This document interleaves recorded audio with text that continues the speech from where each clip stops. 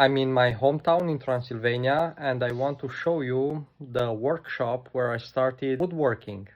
Let's have a look. We have a table saw, jointer slash thickness planer, a small thickness planer, a job site table saw, a small bandsaw, a larger bandsaw, sanding table,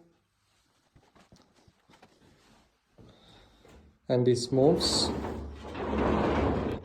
This is great for larger panels. And I believe this is called a spindle molder. And here are the blades for the spindle molder. And that was all. Thank you for watching.